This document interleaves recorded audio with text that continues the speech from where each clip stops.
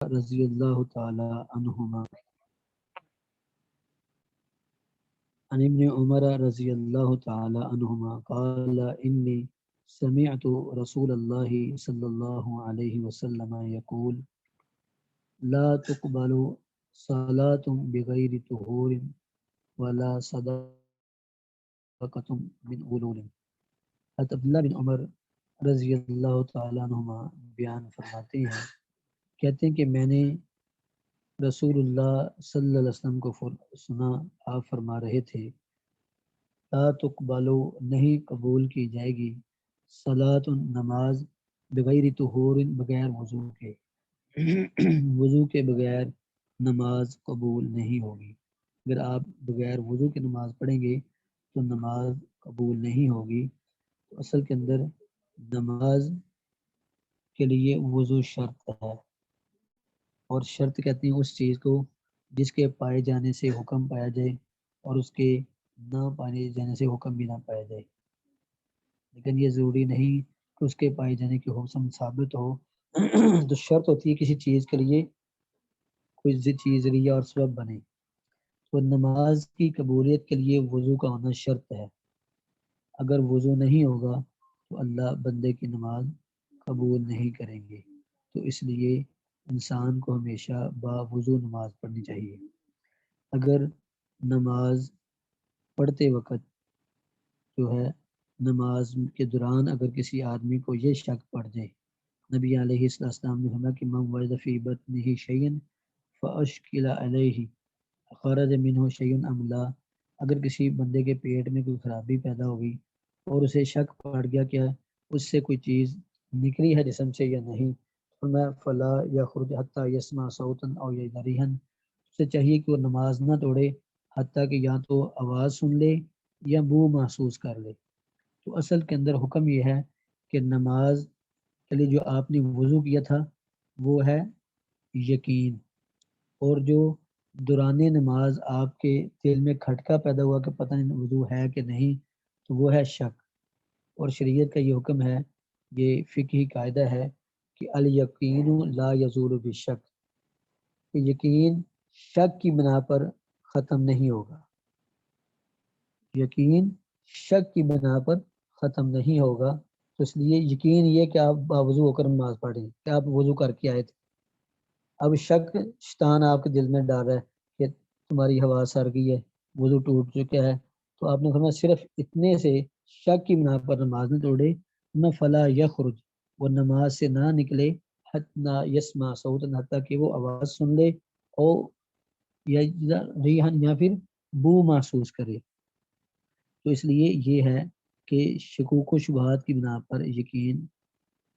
جو ہے اس کو ظاہر نہیں کرنا چاہیے۔ اسی طرح آپ سے سمجھنا کہ تمہارے پاس شیطان آتا ہے تمہاری نماز میں اور تمہیں کہتا ہے انک احدثت، تو تمہارا وضو ٹوٹ چکا ہے، تو آپ نے فرمایا کہ اسے اپنے دل میں کہو ولکنک کذبت، تم جھوٹ بول رہے ہو۔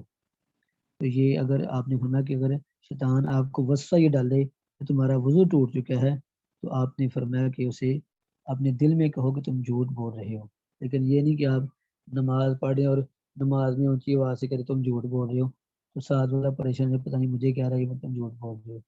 دوبارہ یہ کہ نماز کے لیے وضو کا ہونا شرط ہے، اگر وضو نہیں ہوگا تو نماز نہیں ہوگی۔ نبی علیہ السلام نے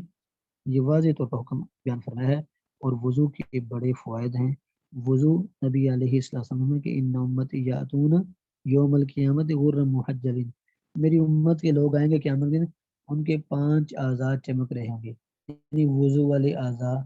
پیشانی، دونوں ہاتھ، دونوں پاؤں چمک رہے ہوں گے۔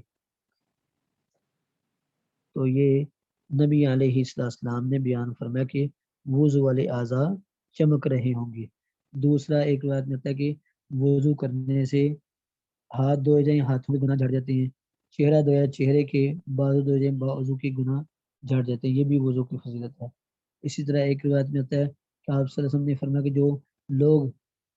نمازی ہوں گے اور گناہوں کی وجہ سے جہنم میں چلے جائیں گے تو وضو والے اعضاء کو جہنم کی آگ نہیں چھوئے گی، جب وہ جنت میں آئیں گے تو ان کے سارا جسم سڑ چکا ہوگا لیکن وضو والے اعضاء محفوظ ہوں گے۔ تو وضو یہ انتہائی اس کے فوائد ہیں، دنیا کے اندر بھی فائدے ہیں اور آخرت کے اندر بھی فائدے ہیں۔ وضو کرنے سے انسان تازہ دم ہوتا ہے، ریفریش پورا جسم ہوتا ہے، تازگی اور توانائی اس کے اندر پیدا ہوتی ہے، تو اس لیے وضو کرنا چاہیے۔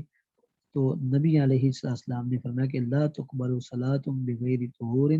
نہیں قبول کی جائے گی نماز بغیر وضو کے، تو لہٰذا وضو ہونا چاہیے۔ اگر بندہ بغیر وضو کے نماز پڑھے گا، فرض یا نفل، ایک تو اس کی نماز قبول نہیں ہوگی، اور البتہ بغیر وضو کے اللہ کے ہاں سجدہ کرنا یہ اللہ کی ناراضگی کا ذریعہ بنے گا۔ تو اس لیے نبی علیہ السلام نے فرمایا کہ نمازی نماز پڑھتے ہیں تو نماز کے آپ نے فرمایا 27 درجے ہیں،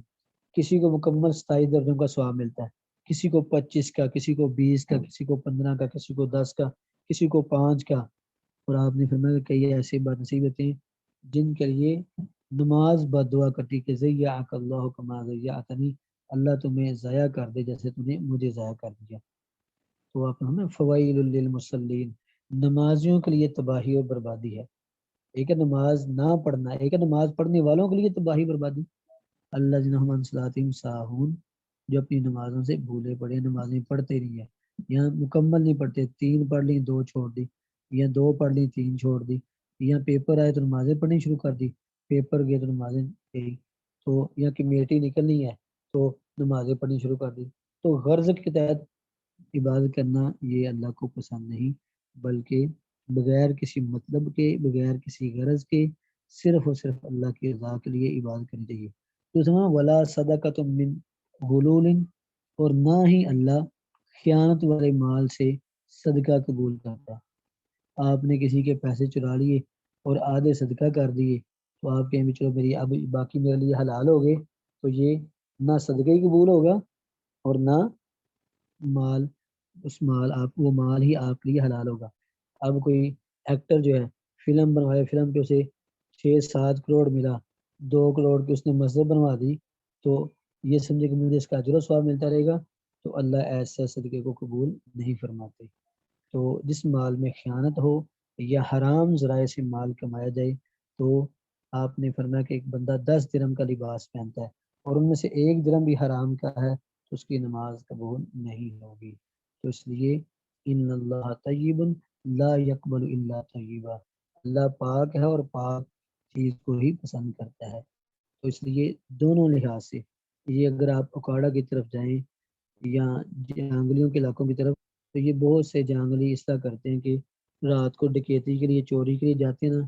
تو اپنے پیر صاحب کے دربار پر منت مانگی جاتی ہے کہ اگر ہم چوری ڈکیتی میں کامیاب ہو گئے تو اتنے پیسے، آدھی رقم، تہائی رقم یا چوتھائی رقم کا چوتھا حصہ، یا کچھ نہ کچھ حصہ پیر صاحب کے دربار پر بھی دیں گے۔ تو